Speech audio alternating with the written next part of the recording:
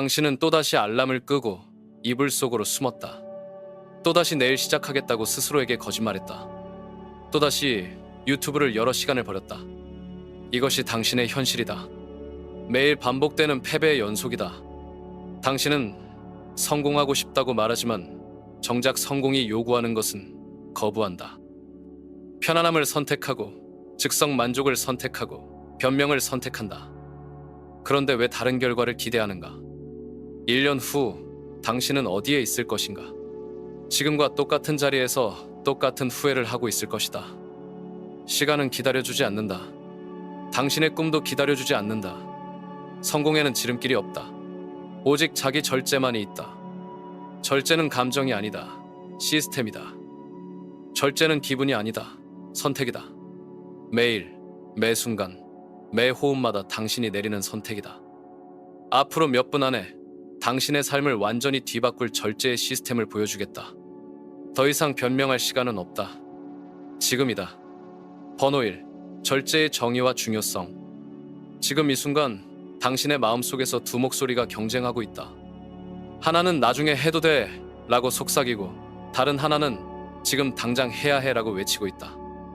당신이 어느 목소리를 선택하느냐가 바로 자기 절제의 시작이다. 자기 절제란 무엇인가? 그것은 당신의 감정이 왕좌에서 내려와 이성이 그 자리를 차지하게 하는 것이다. 그것은 당신의 욕망이 운전석에 앉아 있을 때 당신이 그것을 뒷좌석으로 밀어내고 스스로 운전대를 잡는 것이다. 절제는 외부에서 오는 압력이 아니다.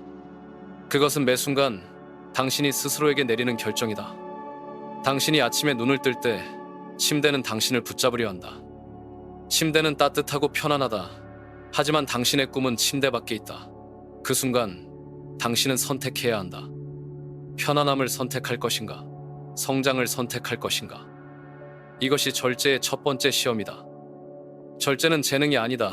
절제는 근육이다. 운동할 때마다 강해지는 근육처럼 절제도 사용할 때마다 강해진다.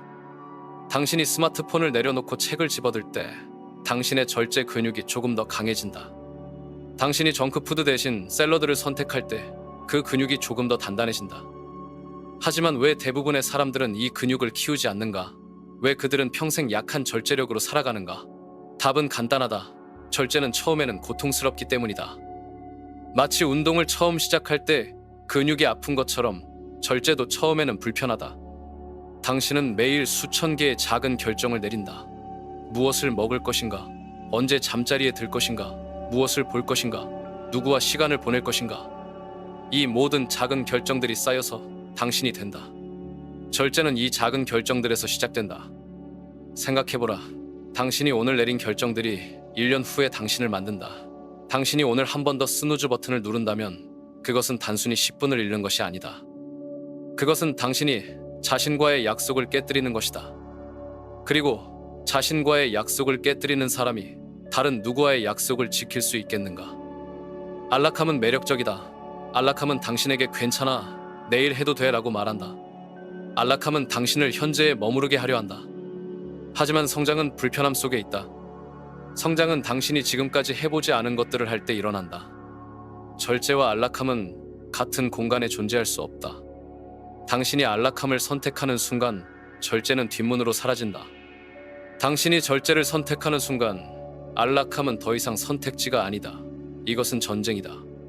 그리고 이 전쟁에서 승리하는 자가 자신의 삶을 통제한다. 당신의 절제력을 시험하는 가장 좋은 방법은 무엇인가? 아무도 보지 않을 때 당신이 무엇을 하는지 보는 것이다. 집에 혼자 있을 때 당신은 운동을 하는가? 아니면 소파에 누워 있는가? 아무도 알지 못할 때 당신은 약속한 것을 지키는가? 아니면 변명을 만드는가? 절제는 시스템이다. 감정이 아니라 시스템이다. 감정은 변한다. 오늘은 동기부여가 넘치지만 내일은 우울할 수 있다. 하지만 시스템은 변하지 않는다. 시스템은 당신의 기분과 상관없이 작동한다. 절제된 사람은 기분에 의존하지 않는다. 그들은 시스템에 의존한다. 당신이 매일 아침 정해진 시간에 일어나는 것, 그것이 시스템이다. 당신이 매일 정해진 양의 물을 마시는 것, 그것이 시스템이다. 당신이 매일 정해진 시간에 운동하는 것, 그것이 시스템이다. 이 모든 작은 시스템들이 모여서 절제된 삶을 만든다. 절제는 완벽함을 요구하지 않는다. 절제는 일관성을 요구한다. 당신이 실수할 수 있다. 하지만 실수 후에 포기하는 것과 다시 일어나는 것, 그 차이가 절제다. 절제된 사람은 넘어지면 더 빨리 일어난다. 버노이, 사례와 영감. 성공한 사람들의 삶을 들여다보면 하나의 공통점이 보인다. 그들은 모두 절제의 대가였다. 하지만 처음부터 그랬던 것은 아니다. 그들도 한때는 평범했고 유혹에 넘어갔고 실패했다. 그렇다면 무엇이 그들을 바꾸었는가? 비라트 콜리를 보자. 오늘날 그는 세계 최고의 크리켓 선수 중 하나로 불린다. 하지만 15년 전에 그는 달랐다. 그는 파티를 좋아했고 정크푸드를 즐겼고 운동에 대해서는 그저 그랬다. 그는 평범한 젊은이였다. 그렇다면 무엇이 그를 바꾸었는가? 어느 날 콜리는 거울 앞에 섰다. 그리고 자신에게 물었다. 이것이 내가 되고 싶은 모습인가? 그 순간이 전환점이었다. 그는 자신의 식단을 완전히 바꾸었다. 파티 대신 일찍 잠자리에 들었다. 정크푸드 대신 영양가 있는 음식을 선택했다. 그리고 무엇보다 운동을 삶의 중심으로 만들었다. 하지만 이것은 하루아침에 일어난 일이 아니다. 매일 아침 콜리는 자신과 전쟁을 벌였다. 침대가 그를 부를 때 그는 일어났다. 정크푸드가 그를 유혹할 때 그는 샐러드를 선택했다. 친구들이 파티에 부를 때 그는 체육관에 갔다. 이 모든 작은 선택들이 쌓여서 오늘의 비라트 콜리를 만들었다. 마이클 조던은 어떤가? 그의 성공 스토리는 거절에서 시작되었다. 고등학교 농구팀에 들어가려 했지만 코치는 그를 받아주지 않았다. 너는 충분히 좋지 않다는 말을 들었다. 그 순간 조던은 두 가지 길 중 하나를 선택할 수 있었다. 포기하거나 더 열심히 하거나. 조던은 후자를 선택했다. 매일 아침 5시에 일어나서 훈련했다. 다른 아이들이 잠을 자는 동안 그는 공을 튕겼다. 다른 아이들이 TV를 보는 동안 그는 슛을 연습했다. 다른 아이들이 놀고 있는 동안 그는 달렸다. 이것이 절제다. 하지만 조던의 절제는 단순히 운동에만 국한되지 않았다. 그는 식단도 절제했고 수면도 절제했고 심지어 생각까지도 절제했다. 그는 부정적인 생각이 들 때마다 그것을 긍정적인 것으로 바꿨다. 나는 할 수 없다. 대신 나는 어떻게 할 수 있을까? 라고 생각했다. 마하트마 간디는 다른 종류의 절제를 보여준다. 감정적 절제다. 영국이 인도를 지배하던 시절 간디는 수없는 모욕과 억압을 당했다. 그럴 때마다 분노가 치솟았을 것이다. 복수하고 싶었을 것이다. 하지만 그는 그 감정을 통제했다. 간디의 절제는 외부로 향하지 않았다. 그의 절제는 내부로 향했다. 그는 자신의 분노를, 자신의 증오를, 자신의 복수심을 통제했다. 그리고 그 에너지를 더 큰 목적을 위해 사용했다. 이것이 진정한 감정적 절제다. 간디는 매일 명상했다. 매일 단식했다. 매일 자신의 내면을 들여다봤다. 그는 자신의 자아보다 자신의 비전을 우선시했다. 이것이 그를 단순한 활동가가 아닌 위대한 지도자로 만든 것이다. 현대의 예를 들어보자. 데비 셰티, 70세의 심장외과 의사를 아는가? 그는 여전히 매일 수술한다. 여전히 매일 운동한다. 여전히 매일 새로운 것을 배운다. 무엇이 그를 이렇게 만들었는가? 수십 년간의 절제된 습관이다. 셰티는 매일 새벽 4시에 일어난다. 70세의 나이에도 말이다. 그는 매일 같은 시간에 식사한다. 매일 같은 루틴을 따른다. 사람들은 그에게 이제 쉬어도 되지 않나요? 라고 묻는다. 그는 대답한다. 절제는 나이와 상관없다. 절제는 삶의 방식이다. 밀린드 소만을 보자. 50대 중반의 나이에도 마라톤을 뛰고 있다. 그의 몸은 20대보다 더 건강하다. 사람들은 그에게 비결이 뭔가요? 라고 묻는다. 그는 간단히 답한다. 매일 조금씩, 매일 꾸준히. 소만은 매일 운동한다. 비가 와도 바쁜 일정이 있어도 기분이 좋지 않아도 운동한다. 그는 운동을 선택사항으로 보지 않는다. 그는 운동을 양치질처럼, 샤워처럼 필수사항으로 본다. 이것이 절제다. 나발 라비칸트는 다른 종류의 절제를 실천한다. 정신적 절제다. 그는 소셜미디어를 멀리한다. 그는 깊은 명상을 한다. 그는 자신의 마음을 끊임없이 관찰한다. 그는 말한다. 평온한 마음이 진정한 부다. 라비칸트의 하루는 명상으로 시작된다. 그는 최소 30분 동안 앉아서 자신의 호흡을 관찰한다. 생각이 들어오면 그것을 판단하지 않고 지나가게 한다. 이것이 정신적 절제다. 자신의 생각조차도 통제하는 것이다. 이들의 공통점은 무엇인가? 그들은 모두 작게 시작했다. 비라트 콜리도 처음에는 하루에 30분만 운동했다. 조던도 처음에는 자유투 100개만 연습했다. 간디도 처음에는 5분만 명상했다. 하지만 그들은 멈추지 않았다. 당신도 같은 선택을 할 수 있다. 오늘, 지금 이 순간부터 말이다. 큰 변화가 아니어도 된다. 작은 선택부터 시작하면 된다. 하지만 그 작은 선택을 매일 반복해야 한다. 이것이 그들이 우리에게 남긴 가장 중요한 교훈이다. 번호 3. 동기부여 vs 절제. 당신은 동기부여를 느끼는가? 지금 이 순간 무언가를 하고 싶은 강렬한 욕구가 있는가? 좋다. 하지만 3일 후는 어떨 것 같은가? 일주일 후는? 일달 후는? 이것이 동기부여의 함정이다. 동기부여는 기분이다. 그리고 기분은 변한다. 오늘 당신은 세상을 정복할 것 같은 기분이 들 수 있다. 하지만 내일 아침 비가 내리고 침대가 따뜻하면 그 기분은 어디 있을까? 동기부여는 로켓의 추진력과 같다. 처음에는 엄청난 힘으로 당신을 하늘로 쏘아 올린다. 하지만 연료가 떨어지면 추락한다. 그리고 대부분의 사람들이 바로 이 지점에서 포기한다. 절제는 다르다. 절제는 중력과 같다. 보이지 않지만 항상 작용한다. 날씨와 상관없이, 기분과 상관없이, 상황과 상관없이 작용한다. 절제는 당신이 생각할 필요 없이 자동으로 행동하게 만드는 시스템이다. 생각해보라. 당신은 양치질을 할 때 동기부여가 필요한가? 아니다. 그것은 습관이다. 시스템이다. 당신은 생각하지 않고 자동으로 양치질한다. 이것이 절제의 힘이다. 생각 없이도 올바른 행동을 하게 만드는 것이다. 하지만 사람들은 왜 동기부여에만 의존하려 할까? 왜 그들은 절제를 기르려 하지 않을까? 답은 간단하다. 동기부여는 즉석에서 느낄 수 있기 때문이다. 영감적인 영상을 보면 즉시 동기부여를 느낄 수 있다. 하지만 절제는 시간이 걸린다. 절제는 매일의 반복을 통해서만 길러진다. 동기부여를 마약에 비유해보자. 처음에는 강력한 효과를 보인다. 당신은 무엇이든 할 수 있을 것 같은 기분이 든다. 하지만 시간이 지나면서 내성이 생긴다. 같은 효과를 얻기 위해서는 더 강한 자극이 필요하다. 결국 당신은 끝없는 동기부여 찾기에 빠진다. 반면 절제는 근육과 같다. 처음에는 약하다. 조금만 사용해도 피곤하다. 하지만 꾸준히 훈련하면 강해진다. 그리고 한 번 강해지면 쉽게 약해지지 않는다. 절제는 축적되는 자산이다.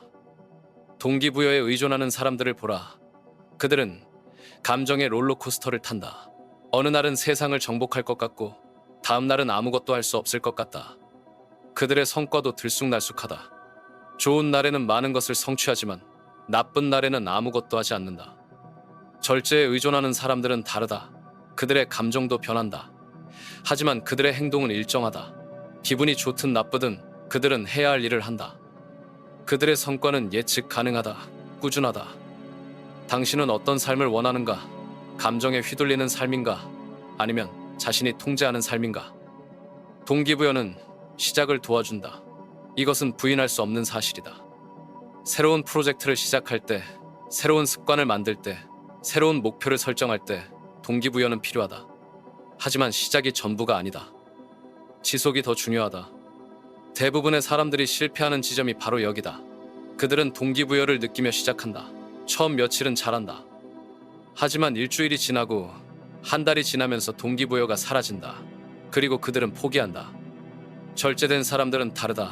그들도 동기부여로 시작한다. 하지만 그들은 동기부여가 사라지기 전에 시스템을 만든다. 그들은 동기부여를 절제로 바꾼다. 그래서 동기부여가 사라져도 계속할 수 있다. 어떻게? 반복을 통해서다. 같은 시간에, 같은 장소에서 같은 행동을 반복한다. 처음에는 의지력이 필요하다. 하지만 시간이 지나면서 자동화된다. 생각하지 않고도 할 수 있게 된다. 당신이 헬스장에 가는 것을 예로 들어보자. 처음에는 동기부여가 필요하다. 건강해지고 싶다. 살을 빼고 싶다는 생각으로 시작한다. 하지만 몇 주 후 그 동기부여는 사라진다. 이때가 중요한 순간이다. 동기부여에 의존하는 사람은 여기서 포기한다. 동기부여가 없으니까 오늘은 쉬어야지 라고 생각한다. 하지만 절제된 사람은 다르게 생각한다. 기분과 상관없이 가야지라고 생각한다. 그리고 그들은 간다. 기분이 좋지 않아도, 피곤해도, 바빠도 간다. 왜냐하면 그것이 시스템이기 때문이다. 그들은 기분이 아닌 시스템을 따른다. 몇 달 후 무엇이 일어나는가? 헬스장 가는 것이 자연스러워진다. 생각하지 않고도 운동복을 챙기고 헬스장에 간다. 이것이 절제의 힘이다. 동기부여는 불안정하다. 외부 상황에 쉽게 영향받는다. 날씨가 나쁘면 동기부여가 떨어진다. 스트레스를 받으면 동기부여가 사라진다. 누군가 비판하면 동기부여가 꺾인다. 하지만 절제는 안정하다. 외부 상황과 상관없이 작동한다. 비가 와도, 스트레스를 받아도, 비판을 받아도 절제된 사람은 계속한다. 왜냐하면 그들은 감정이 아닌 원칙을 따르기 때문이다. 결국 성공하는 사람과 실패하는 사람의 차이는 여기에 있다. 성공하는 사람들은 동기부여를 절제로 바꿀 줄 안다. 실패하는 사람들은 평생 동기부여만 찾아다닌다. 당신은 어느 쪽을 선택할 것인가? 감정에 의존할 것인가? 시스템에 의존할 것인가? 선택은 당신의 몫이다. 번호사, 시스템, 습관, 루틴. 아침에 눈을 뜨는 순간 당신의 하루가 결정된다. 스마트폰을 먼저 집어드는가? 아니면 물 한 잔을 먼저 마시는가? 이 작은 선택이 당신의 하루 전체를 좌우한다. 성공한 사람들의 공통점이 무엇인지 아는가? 그들은 모두 강력한 루틴을 가지고 있다. 그들의 루틴은 우연히 만들어진 것이 아니다. 치밀하게 설계된 시스템이다. 그리고 이 시스템이 그들을 평범함에서 위대함으로 이끈다.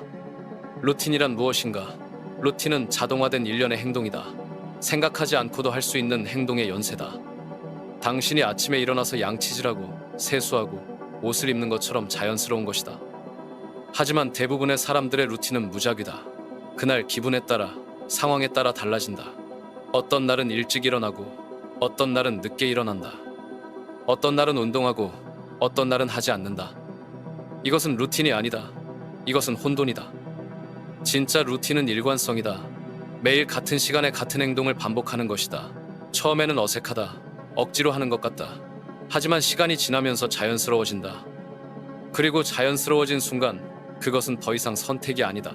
그것은 당신의 일부가 된다. 효과적인 아침 루틴을 보자. 당신이 눈을 뜨는 순간 스마트폰을 보고 싶은 충동이 든다. 하지만 절제된 사람은 다르게 행동한다. 그들은 먼저 물을 마신다. 그 다음에 스트레칭을 한다. 그리고 명상이나 독서를 한다. 스마트폰은 이 모든 것을 끝낸 후에 본다. 왜 이 순서가 중요한가? 왜 스마트폰을 먼저 보면 안 되는가? 스마트폰을 보는 순간 당신의 뇌는 반응 모드로 전환된다. 다른 사람들의 메시지에 반응하고 다른 사람들의 일정에 맞춰 행동하게 된다. 당신의 하루가 다른 사람들의 우선순위에 의해 좌우되기 시작한다. 하지만 스마트폰을 나중에 보면 당신의 하루는 당신의 우선순위로 시작된다. 당신이 원하는 방향으로 하루를 이끌어갈 수 있다. 이것이 아침 루틴의 힘이다. 그 개구리를 먹어라라는 원칙을 아는가? 이것은 하루를 가장 어려운 일부터 시작하라는 뜻이다. 왜냐하면 아침에 당신의 의지력이 가장 강하기 때문이다. 하루가 지나면서 의지력은 점점 약해진다. 대부분의 사람들은 반대로 한다. 쉬운 일부터 시작해서 어려운 일을 나중으로 미룬다. 그리고 저녁이 되면 내일 하자라고 말한다. 이것은 실패의 레시피다. 절제된 사람들은 다르다. 그들은 가장 어려운 일을 가장 먼저 한다. 운동을 해야 한다면 아침에 한다. 중요한 프로젝트를 해야 한다면 오전에 한다. 어려운 전화를 해야 한다면 점심 전에 한다. 왜? 아침에 그들의 정신적 에너지가 가장 강하기 때문이다. 결정 피로가 쌓이기 전에 중요한 결정을 내린다. 의지력이 소진되기 전에 의지력이 필요한 일을 끝낸다. 할 일 목록을 어떻게 만드는가도 중요하다. 대부분의 사람들은 할 일 목록을 길게 만든다. 20개, 30개의 항목을 적어 놓는다. 그리고 하루가 끝나면 대부분이 끝나지 않은 채로 남아있다. 이것은 실패감만 준다. 절제된 사람들은 다르게 한다. 그들은 할 일 목록을 3개 항목으로 제한한다. 하지만 이 3개는 반드시 끝낸다. 그들은 많은 것을 하려 하지 않는다. 중요한 것을 확실히 하려 한다. 루틴을 만들 때 가장 중요한 것은 무엇인가? 완벽함이 아니다. 일관성이다. 완벽한 루틴을 하루 하는 것보다 불완전한 루틴을 매일 하는 것이 낫다. 예를 들어 당신이 매일 1시간 운동하려고 계획했다고 하자. 하지만 어떤 날은 시간이 부족하다. 이때 대부분의 사람들은 아예 포기한다. 1시간을 할 수 없으니까 오늘은 안 하겠다 라고 생각한다. 하지만 절제된 사람은 다르다. 1시간을 할 수 없으면 30분을 한다. 30분도 안 되면 10분을 한다. 10분도 안 되면 5분이라도 한다. 중요한 것은 시간의 길이가 아니라 루틴을 깨트리지 않는 것이다. 왜 이것이 중요한가? 루틴을 한번 깨뜨리면 다시 시작하기 어려워지기 때문이다. 어제 하지 않았으니까 오늘도 안 해도 되겠지 라는 생각이 든다. 그리고 이것이 연쇄 반응을 일으킨다. 하지만 루틴을 유지하면 설령 짧은 시간이라도 하면 어제도 했으니까 오늘도 해야지 라는 생각이 든다. 이것도 연쇄 반응을 일으킨다. 긍정적인 연쇄 반응을 말이다. 환경도 중요하다. 당신의 환경이 당신의 루틴을 지원하는가, 방해하는가? 만약 당신이 아침에 운동하려 한다면 전날 밤에 운동복을 준비해 놓아야 한다. 만약 당신이 독서하려 한다면 책을 보이는 곳에 두어야 한다. 반대로 하지 말아야 할 것들은 어려워야 한다. 스마트폰 중독을 끊으려 한다면 스마트폰을 다른 방에 두어야 한다. 정크푸드를 끊으려 한다면 집에 정크푸드를 두지 말아야 한다. 환경이 의지력보다 강하다. 의지력으로 유혹을 이기려 하지 마라. 유혹 자체를 제거하라. 이것이 시스템적 사고다. 루틴의 마지막 요소는 측정이다. 당신이 측정하지 않으면 관리할 수 없다. 매일 당신의 루틴을 점검해야 한다. 오늘 계획한 것을 했는가? 하지 않았다면 왜인가? 어떻게 개선할 수 있는가? 하지만 너무 복잡하게 하지 마라. 간단한 체크리스트로 충분하다. 운동했나? 독서했나? 명상했나? 체크. 이것만으로도 충분하다. 기억하라. 시스템이 목표를 이긴다. 목표는 당신이 원하는 결과고 시스템은 그 결과로 이끄는 과정이다. 목표에만 집중하면 실망한다. 시스템에 집중하면 성공한다. 번호, 건강에서의 절제. 당신의 몸을 거울로 보라. 그것이 바로 당신의 절제력을 보여주는 가장 정직한 지표다. 거짓말할 수 없다. 숨길 수 없다. 당신이 지난 몇 년 동안 어떤 선택을 해왔는지 그대로 드러낸다. 오늘날 우리는 건강 위기의 한복판에 살고 있다. 하지만 이 위기의 원인이 무엇인지 아는가? 바이러스도 아니고 유전자도 아니고 운명도 아니다. 바로 매일 우리가 내리는 작은 선택들이다. 매일 아침 당신은 계단을 오를 것인가? 엘리베이터를 탈 것인가를 선택한다. 물을 마실 것인가? 탄산음료를 마실 것인가를 선택한다. 샐러드를 먹을 것인가? 햄버거를 먹을 것인가를 선택한다. 이 모든 작은 선택들이 쌓여서 당신의 건강을 만든다. 하지만 사람들은 말한다. 유전자 때문이야, 나이 때문이야, 시간이 없어서. 이것들은 모두 변명이다. 진실은 이것이다. 당신의 건강은 당신의 습관의 결과다. 세계보건기구의 보고서를 보면 놀라운 사실을 알 수 있다. 생활습관병의 80%는 예방 가능하다. 심장병, 당뇨병, 고혈압, 심지어 일부 암까지도 올바른 생활습관으로 예방할 수 있다. 그렇다면 왜 사람들은 계속 아플까? 답은 간단하다. 절제의 부족 때문이다. 건강한 선택은 대부분 즉시 만족을 주지 않는다. 운동을 하면 당장은 피곤하다. 건강한 음식을 먹으면 당장은 맛이 덜하다. 일찍 자면 당장은 재미있는 것을 놓친 것 같다. 하지만 건강하지 않은 선택은 즉시 만족을 준다. 소파에 누워있으면 편하다. 정크푸드는 맛있다. 늦게까지 깨어있으면 재밌다.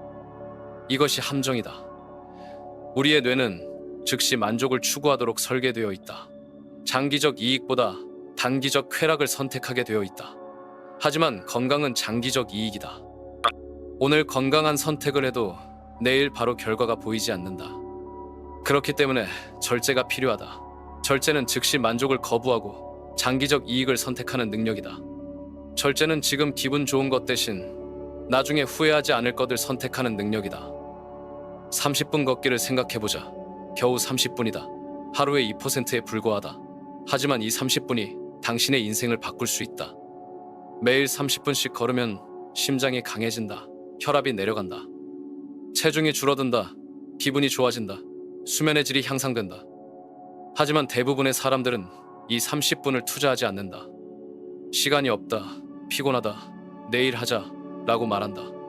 그리고 몇 년 후 그들은 병원에서 몇 시간을 보낸다. 어떤 것이 더 현명한 선택인가? 매일 30분 투자하는 것인가? 나중에 몇 시간씩 병원에서 보내는 것인가? 수면은 어떤가? 충분한 수면은 건강의 기초다. 하지만 현대인들은 수면을 사치로 생각한다. 성공하려면 잠을 적게 자야 해 라고 생각한다. 이것은 잘못된 생각이다. 연구 결과를 보면 수면이 부족하면 면역력이 떨어진다. 집중력이 감소한다. 의사결정 능력이 저하된다. 감정 조절이 어려워진다. 체중이 증가한다. 이런 상태에서 어떻게 성공할 수 있겠는가? 절제된 사람들은 수면을 우선순위로 둔다. 그들은 늦은 밤의 유혹을 거부하고 일찍 잠자리에 든다. 그들은 수면을 생산성의 적이 아니라 생산성의 동반자로 본다. 식단은 어떤가? 당신이 먹는 것이 바로 당신이다. 문자 그대로 당신의 몸은 당신이 먹은 음식으로 만들어진다. 정크푸드를 먹으면 정크 몸이 된다. 건강한 음식을 먹으면 건강한 몸이 된다. 하지만 건강한 음식을 선택하는 것은 쉽지 않다. 정크푸드는 편리하고 빠르고 맛있다. 건강한 음식은 준비하는 데 시간이 걸리고 때로는 맛이 덜하다. 하지만 어떤 것이 당신에게 더 좋은가? 절제된 사람들은 편리함보다 건강을 선택한다. 그들은 미리 식단을 계획한다. 건강한 간식을 준비해둔다. 물을 충분히 마신다. 설탕 섭취를 제한한다. 이 모든 것들이 절제의 행위다. 스크린 시간은 어떤가? 당신은 하루에 몇 시간을 스마트폰을 보며 보내는가? 대부분의 사람들은 놀랄 것이다. 평균적으로 사람들은 하루에 3, 4시간을 스마트폰을 본다. 일주일이면 하루 종일이다. 한 달이면 3, 4일이다. 이 시간을 운동이나 수면 또는 실제 인간관계에 투자한다면 어떨까? 당신의 건강이 얼마나 좋아질까? 하지만 스크린 시간을 줄이는 것도 절제가 필요하다. 스마트폰은 중독성이 있다. 도파민을 자극한다. 끊임없이 당신의 관심을 끌려한다. 이것을 거부하려면 의지력이 필요하다. 절제된 사람들은 스크린 시간을 관리한다. 특정 시간에만 스마트폰을 본다. 침실에 스마트폰을 두지 않는다. 식사 시간에는 스마트폰을 보지 않는다. 이것들이 작은 절제의 행위들이다. 건강에서의 절제는 완벽함을 요구하지 않는다. 일관성을 요구한다. 매일 조금씩 꾸준히 건강한 선택을 하는 것이다. 한 번의 완벽한 운동보다 매일의 작은 움직임이 낫다. 한 번의 완벽한 식단보다 매일의 건강한 선택이 낫다. 당신의 몸은 당신이 유일하게 평생 살아야 할 집이다. 이 집을 어떻게 관리할 것인가? 방치할 것인가? 아니면 소중히 보살필 것인가? 선택은 당신의 몫이다. 하지만 그 결과도 당신이 감수해야 한다. 버노요크, 재정적 및 정신적 절제. 당신의 은행 계좌를 보라. 그것이 바로 당신의 재정적 절제력을 보여주는 가장 명확한 지표다. 숫자는 거짓말하지 않는다. 당신이 지난 몇 년 동안 어떤 재정적 결정을 내렸는지 정확히 보여준다. 대부분의 사람들은 돈 문제를 수입 문제로 생각한다. 더 많이 벌면 문제가 해결될 거야 라고 생각한다. 하지만 이것은 잘못된 생각이다. 재정 문제의 90%는 수입이 아니라 지출의 문제다. 더 정확히 말하면 충동적 지출의 문제다. 충동적 소비를 생각해보자. 필요하지 않은 물건을 보고 갑자기 사고 싶어진다. 온라인 쇼핑을 하다가 장바구니에 물건을 담는다. 할인 광고를 보고 이번 기회를 놓치면 안 되겠다고 생각한다. 이 모든 것들이 충동적 소비다. 충동적 소비의 뒤에는 무엇이 있는가? 즉시 만족의 욕구다. 지금 이것을 가지고 싶다는 감정이다. 하지만 이 감정을 따라 행동하면 어떻게 될까? 일시적인 만족 후에는 후회가 온다. 그리고 빚이 쌓인다. 절제된 사람들은 다르게 행동한다. 그들은 무엇인가를 사고 싶은 충동이 들 때 멈춘다. 정말로 필요한가? 이것이 내 목표에 도움이 되는가? 일주일 후에도 여전히 원할까? 라고 자문한다. 그리고 대부분의 경우 답은 아니오다. 워렌 버핏을 보라. 그는 세계에서 가장 부유한 사람 중 하나다. 하지만 그는 여전히 수십 년 전에 산 집에서 살고 있다. 여전히 햄버거와 코카콜라를 좋아한다. 여전히 검소하게 산다. 이것이 재정적 절제다. 버핏의 철학은 간단하다. 필요한 것과 원하는 것을 구분하라. 필요한 것은 사고, 원하는 것은 참아라. 이렇게 간단한 원칙이 그를 세계 최고의 부자로 만들었다. 하지만 사람들은 반대로 행동한다.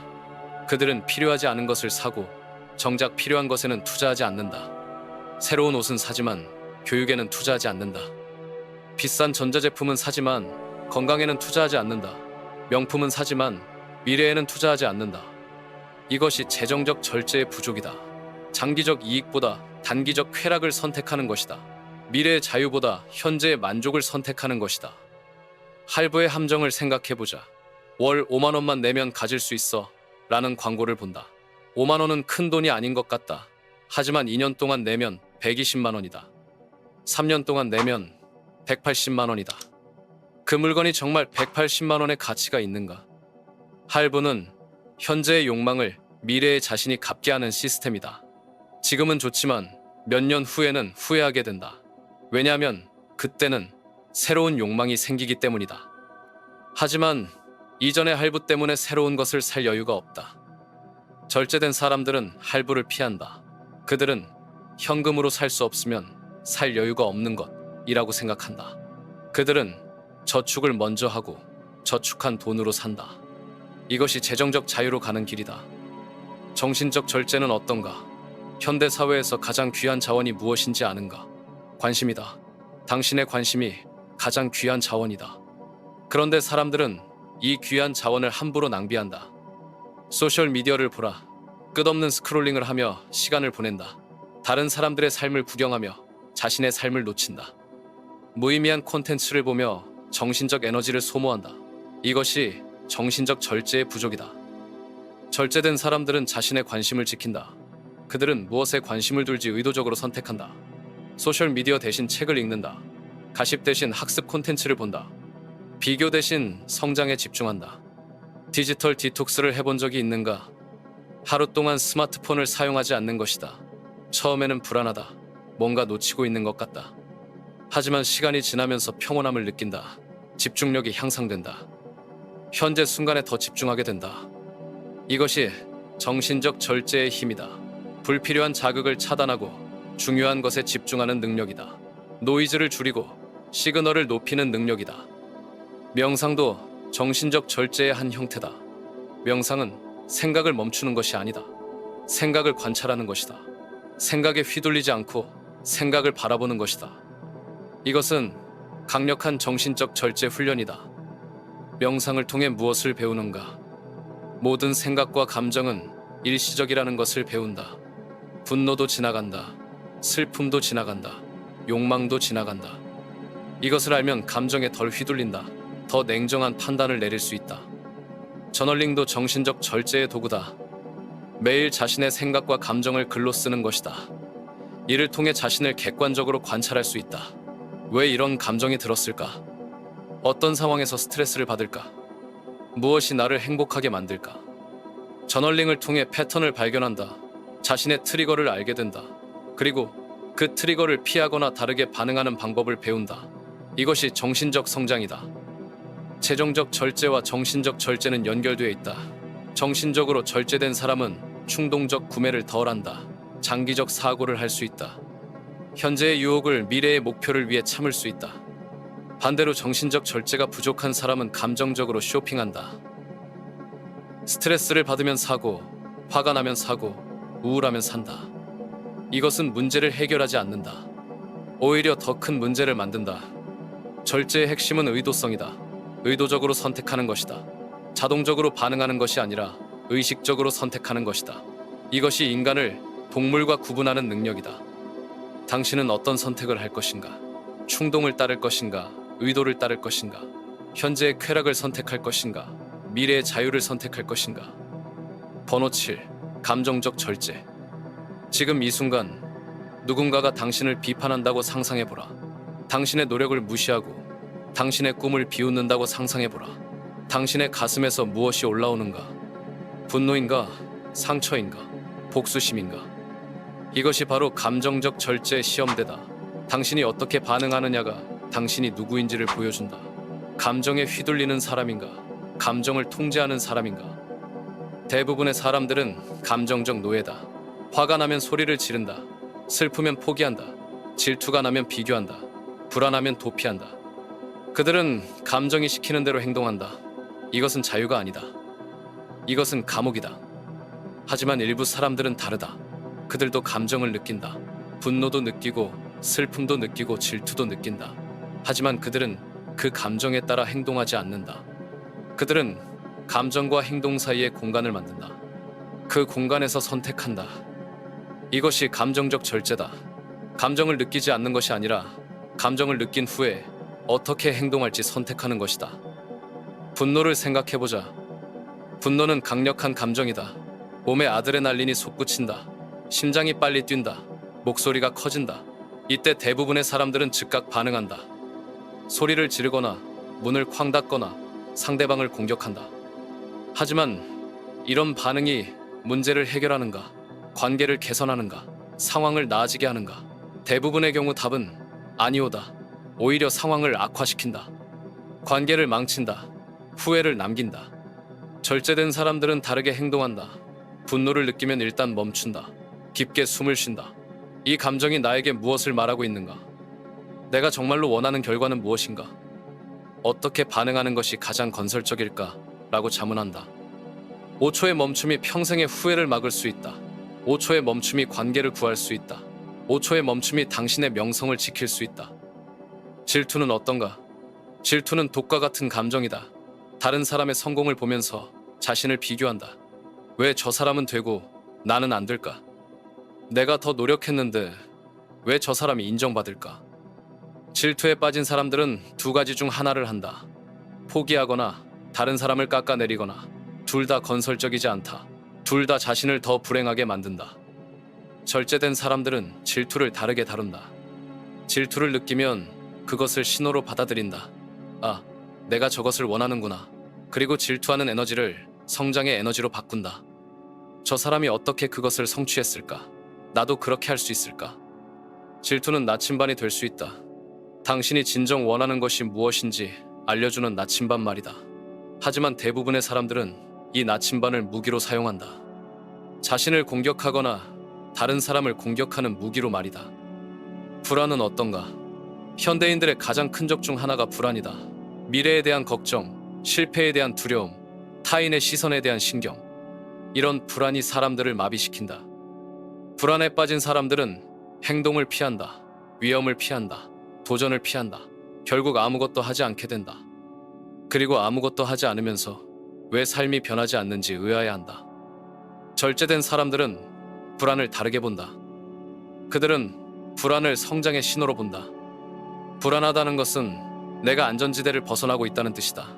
불안하다는 것은 내가 의미 있는 일을 하고 있다는 뜻이다. 그들은 불안을 느끼면서도 행동한다. 완벽한 계획을 세우려 하지 않는다. 모든 위험을 제거하려 하지 않는다. 불안을 느끼면서도 한 걸음씩 앞으로 나아간다.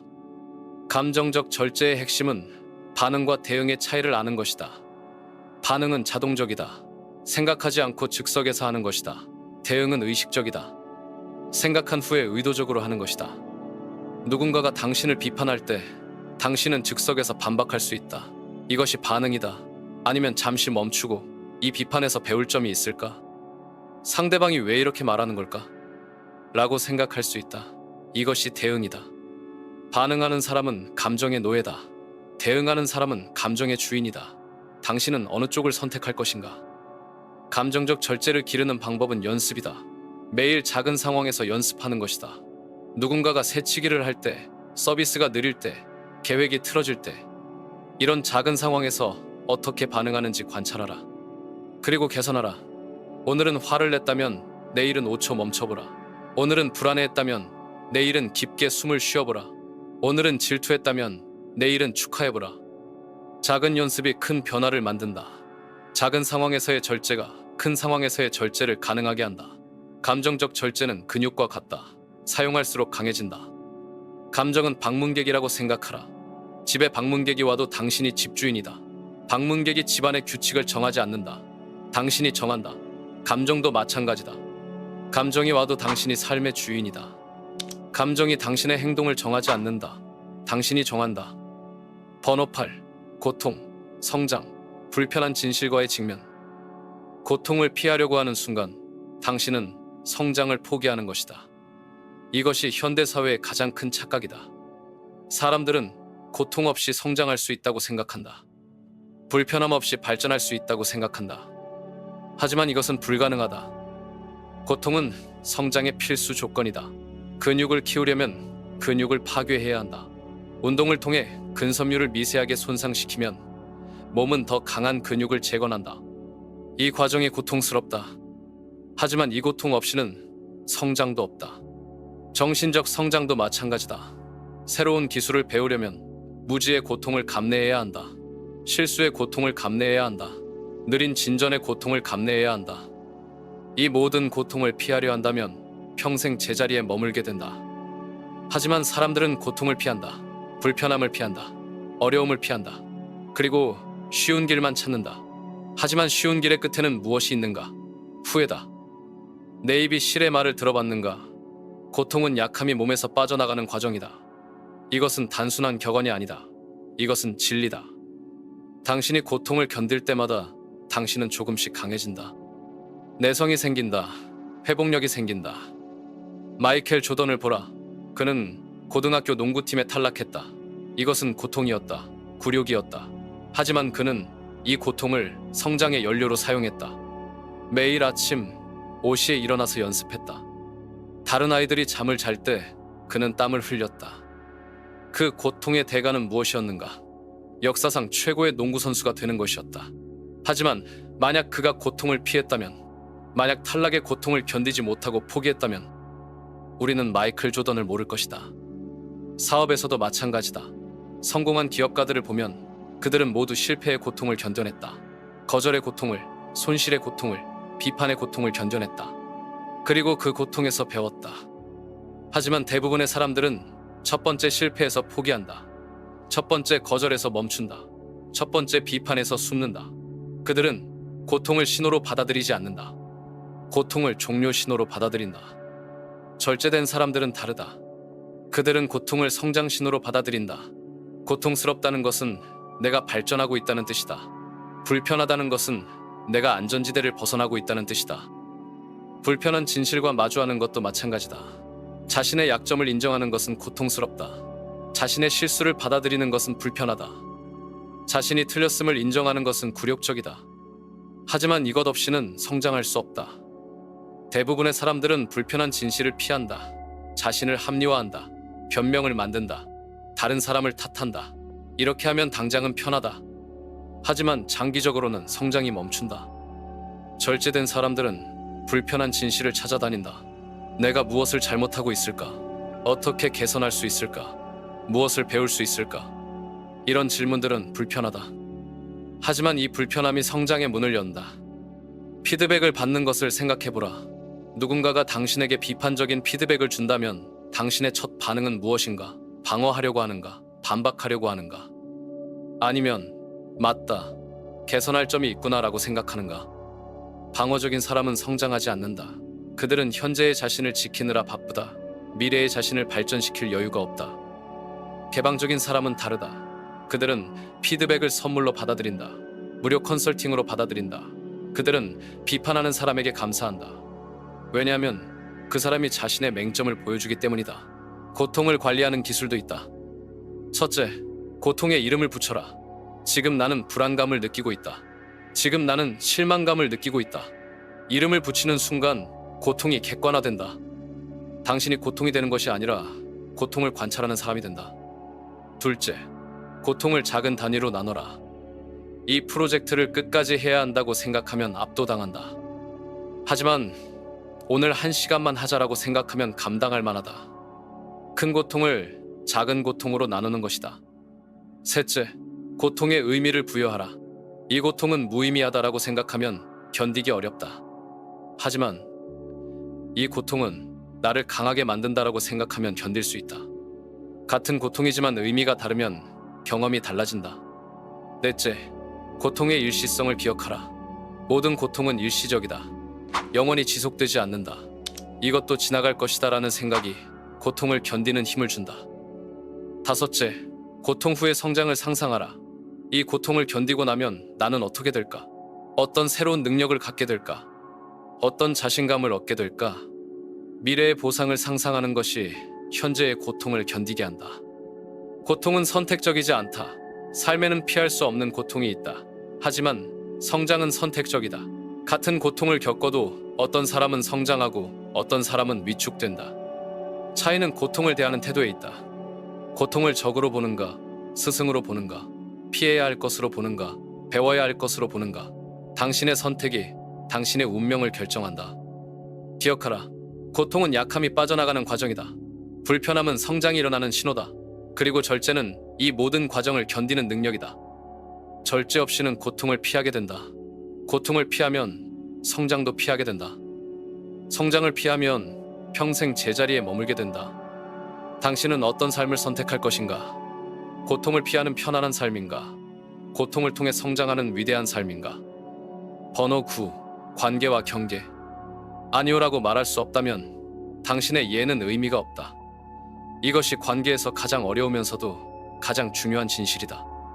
당신이 모든 사람을 기쁘게 하려고 노력하는 순간 당신은 아무도 기쁘게 할 수 없게 된다. 자신조차도 말이다. 경계란 무엇인가? 경계는 당신이 어디서 끝나고 다른 사람이 어디서 시작하는지를 보여주는 선이다. 당신의 시간, 에너지, 감정, 가치관을 보호하는 울타리다. 이 울타리 없이는 다른 사람들이 당신의 삶을 침범한다. 그리고 당신은 자신의 삶을 잃어버린다. 하지만 대부분의 사람들은 경계를 설정하지 못한다. 왜? 거절당할까봐 두렵기 때문이다. 미움받을까봐 두렵기 때문이다. 외로워질까봐 두렵기 때문이다. 그래서 모든 요청에 예라고 답한다. 모든 초대를 받아들인다. 모든 부탁을 들어준다. 그 결과는 무엇인가? 번아웃이다. 스트레스다. 분노다. 그리고 역설적으로 더 나쁜 관계다. 왜냐하면 진정성이 없는 관계는 깊어질 수 없기 때문이다. 경계가 없는 사람들을 보라. 그들은 항상 바쁘지만 중요한 일은 하지 못한다. 항상 다른 사람을 도와주지만 자신의 목표는 달성하지 못한다. 항상 좋은 사람으로 보이려 하지만 진짜 친구는 없다. 절제된 사람들은 다르다. 그들은 선택적으로 예라고 말한다. 그리고 필요할 때 아니오라고 말한다. 이것이 이기적인 행동인가? 아니다. 이것이 현명한 행동이다. 스티브 잡스를 보라. 그는 아니오의 대가였다.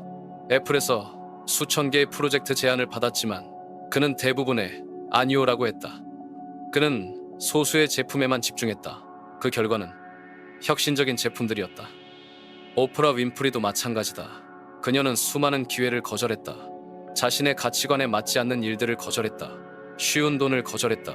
그 결과는 더 큰 성공이었다. 버락 오바마도 대통령 재임 중에 무수히 많은 요청을 받았다. 하지만 그는 우선순위를 정했다. 중요한 것에만 예라고 했다. 나머지에는 아니오라고 했다. 이것이 리더십이다. 하지만 아니오라고 말하는 것이 쉽지 않다. 특히 처음에는 더욱 어렵다. 죄책감이 든다. 내가 너무 이기적인 건 아닐까? 상대방이 상처받지 않을까? 나를 나쁜 사람으로 볼까? 하지만 생각해보라. 당신이 진심으로 예라고 할 수 없는 일을 억지로 할 때 그 결과는 어떤가? 질이 떨어진다. 열정이 없다.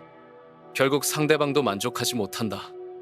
차라리 처음부터 정직하게 아니오라고 하는 것이 낫다. 경계를 설정하는 방법은 명확성이다. 모호하게 말하면 안 된다. 아마 안 될 것 같은데 생각해볼게. 같은 말은 하지 마라. 이런 말들은 희망을 주지만 결국 실망을 안긴다. 명확하게 말하라. 죄송하지만 그 일은 제가 할 수 없습니다. 그 시간에는 다른 약속이 있습니다. 제 우선순위에 맞지 않습니다.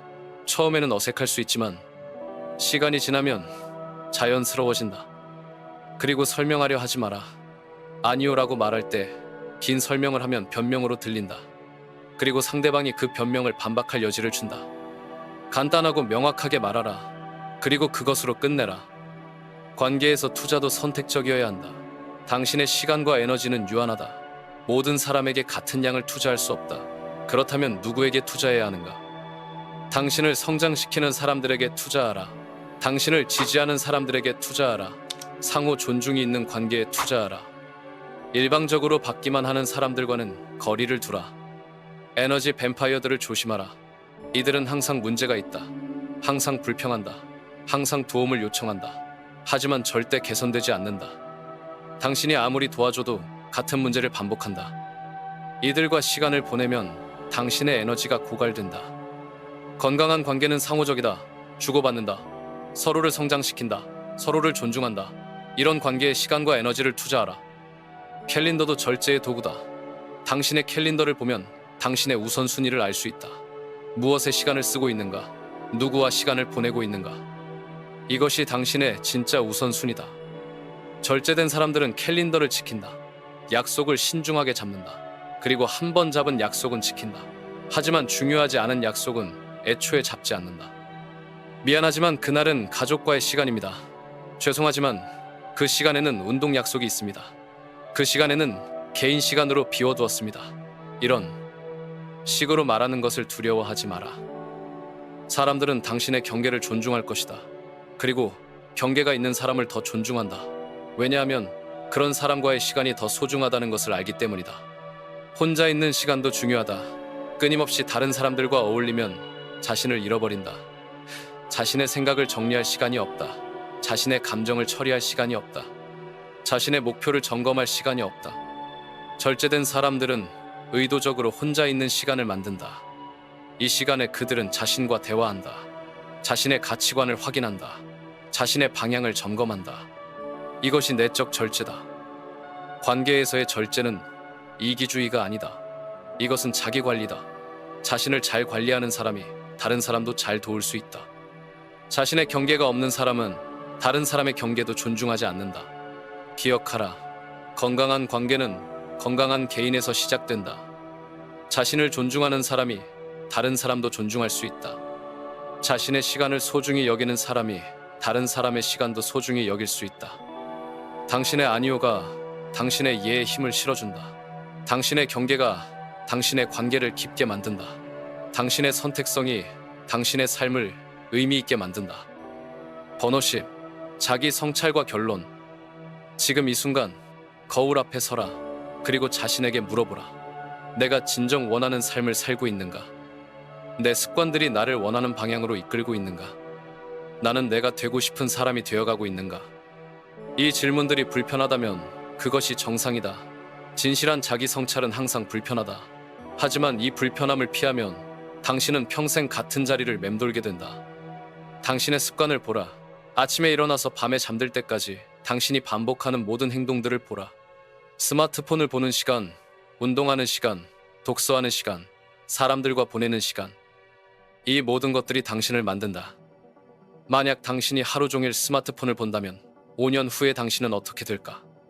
만약 당신이 매일 정크푸드를 먹는다면 10년 후에 당신은 어떻게 될까? 만약 당신이 계속 미루기만 한다면 20년 후에 당신은 어떻게 될까? 이것이 자기 성찰의 힘이다. 현재의 궤도를 보고 미래의 목적지를 예측하는 것이다. 그리고 만약 그 목적지가 마음에 들지 않는다면 지금 궤도를 바꾸는 것이다. 절제는 바로 이 궤도를 바꾸는 능력이다. 감정이 가라고 하는 방향이 아니라 이성이 가라고 하는 방향으로 가는 능력이다. 쉬운 길이 아니라 옳은 길을 선택하는 능력이다. 당신은 매일 투표한다. 어떤 사람이 될지에 대해 투표한다. 운동을 선택하면 건강한 사람이 되는 쪽에 투표하는 것이다. 독서를 선택하면 지적인 사람이 되는 쪽에 투표하는 것이다. 일찍 자는 것을 선택하면 절제된 사람이 되는 쪽에 투표하는 것이다. 하지만 대부분의 사람들은 무의식적으로 투표한다. 습관적으로 투표한다. 그리고 몇 년 후 자신이 원하지 않는 사람이 되어 있다는 것을 발견한다. 그때서야 어떻게 이렇게 됐지? 라고 묻는다. 절제된 사람들은 의식적으로 투표한다. 매 순간, 매 선택에서 이것이 내가 되고 싶은 사람으로 가는 길인가? 라고 묻는다. 그리고 그 답에 따라 행동한다. 장기적 이익을 위해 단기적 쾌락을 포기할 수 있는가? 이것이 절제의 핵심 질문이다. 미래의 자유를 위해 현재의 편안함을 포기할 수 있는가? 내일의 자존감을 위해 오늘의 유혹을 거부할 수 있는가? 절제는 억압이 아니다. 절제는 해방이다. 충동으로부터의 해방이다. 감정으로부터의 해방이다. 다른 사람의 기대로부터의 해방이다. 절제된 사람은 진정으로 자유로운 사람이다. 자유롭다는 것은 무엇을 의미하는가? 원하는 것을 할 수 있다는 뜻인가? 아니다. 자유롭다는 것은 원하지 않는 것을 하지 않을 수 있다는 뜻이다. 유혹에 굴복하지 않을 수 있다는 뜻이다. 충동을 따르지 않을 수 있다는 뜻이다. 대부분의 사람들은 감정의 노예다. 기분이 좋으면 일하고 기분이 나쁘면 쉰다. 동기부여가 있으면 시작하고 동기부여가 없으면 멈춘다. 이것은 자유가 아니다. 이것은 감옥이다. 절제된 사람들은 감정의 주인이다. 기분과 상관없이 해야 할 일을 한다. 동기부여와 상관없이 시스템을 따른다. 이것이 진정한 자유다. 당신의 미래는 오늘의 선택에 달려있다. 10년 후의 당신은 오늘의 당신이 내리는 결정들의 결과다. 그렇다면 오늘, 지금 이 순간 어떤 선택을 할 것인가? 스누즈 버튼을 누를 것인가? 일어날 것인가? 소파에 앉아 있을 것인가? 운동을 할 것인가? 스마트폰을 볼 것인가? 책을 읽을 것인가? 정크푸드를 먹을 것인가? 건강한 음식을 선택할 것인가? 이 모든 작은 선택들이 당신을 만든다. 그리고 절제는 이 작은 선택들에서 올바른 것을 선택하는 능력이다. 절제를 기르는 것은 하루아침에 되지 않는다. 그것은 평생의 연습이다. 매일의 훈련이다. 하지만 그 가치는 측정할 수 없을 만큼 크다. 절제된 삶은 의미 있는 삶이다. 목적이 있는 삶이다. 방향이 있는 삶이다. 그리고 무엇보다 후회가 없는 삶이다. 당신이 80세가 되어서 자신의 인생을 돌아볼 때 무엇을 보고 싶은가? 기회를 놓친 것을 보고 싶은가? 꿈을 이룬 것을 보고 싶은가? 변명으로 가득한 삶을 보고 싶은가? 성취로 가득한 삶을 보고 싶은가? 그 선택은 지금 이 순간부터 시작된다. 절제는 시작점이다. 그리고 당신의 최대 잠재력은 목적지다.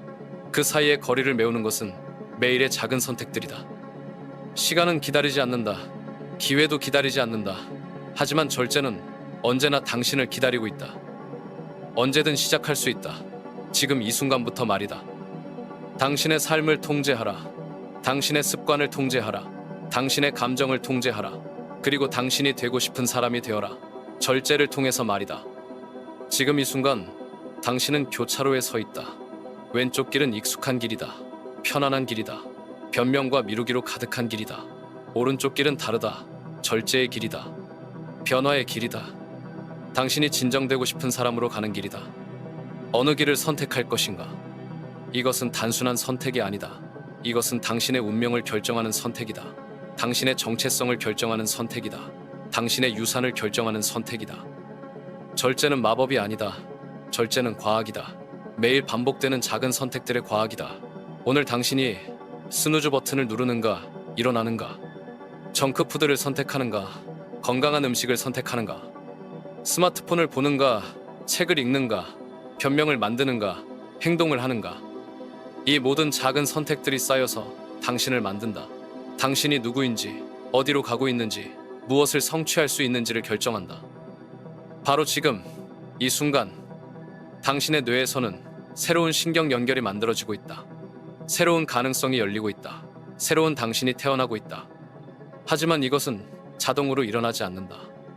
당신의 의식적인 선택이 필요하다. 당신은 더 이상 과거의 당신이 아니다. 실패했던 당신, 포기했던 당신, 변명만 했던 당신이 아니다. 지금 이 순간부터 당신은 새로운 사람이 될 수 있다. 절제된 사람이 될 수 있다. 강력한 사람이 될 수 있다. 하지만 시간은 기다리지 않는다. 기회도 기다리지 않는다. 당신의 꿈도 기다리지 않는다. 매 순간, 매 호흡마다 당신은 선택해야 한다. 성장할 것인가, 정체할 것인가, 발전할 것인가, 퇴보할 것인가. 절제의 힘을 과소평가하지 마라. 절제는 당신을 완전히 다른 사람으로 만들 수 있다. 절제는 불가능을 가능으로 만들 수 있다. 절제는 꿈을 현실로 만들 수 있다. 당신이 매일 아침 일찍 일어나기 시작하면 당신은 시간의 주인이 된다. 당신이 매일 운동하기 시작하면 당신은 몸의 주인이 된다. 당신이 매일 독서하기 시작하면 당신은 마음의 주인이 된다. 당신이 매일 명상하기 시작하면 당신은 영혼의 주인이 된다. 이것이 절제의 마법이다. 외부의 힘이 아니라 내부의 힘으로 삶을 통제하는 것이다. 감정의 노예가 아니라 의지의 주인이 되는 것이다. 지금 당신의 가슴에서 무엇이 뛰고 있는가? 설렘인가? 두려움인가? 둘 다일 수 있다. 그리고 그것은 정상이다. 모든 위대한 변화는 설렘과 두려움을 동반한다. 중요한 것은 그 감정들이 당신을 멈추게 하지 않는 것이다. 행동하라. 지금 당장 행동하라. 완벽한 계획을 기다리지 마라. 완벽한 타이밍을 기다리지 마라. 완벽한 기분을 기다리지 마라. 완벽함은 행동의 적이다. 당신이 지금 할 수 있는 가장 작은 일부터 시작하라. 물 한 잔을 마시는 것부터, 책 한 페이지를 읽는 것부터, 5분 걷는 것부터 크기가 중요한 것이 아니다. 시작이 중요하다. 그리고 내일도 하라, 모레도 하라, 매일 하라. 기분이 좋든 나쁘든, 바쁘든 한가하든, 동기부여가 있든 없든 하라. 이것이 시스템이다. 이것이 절제다. 세상은 절제된 사람들을 기다리고 있다. 당신의 회사는, 당신의 가족은, 당신의 공동체는 더 나은 당신을 기다리고 있다. 하지만 무엇보다 당신 자신이 더 나은 당신을 기다리고 있다. 내일이 아니다. 다음 주가 아니다. 다음 달이 아니다. 지금이다. 바로 지금이다.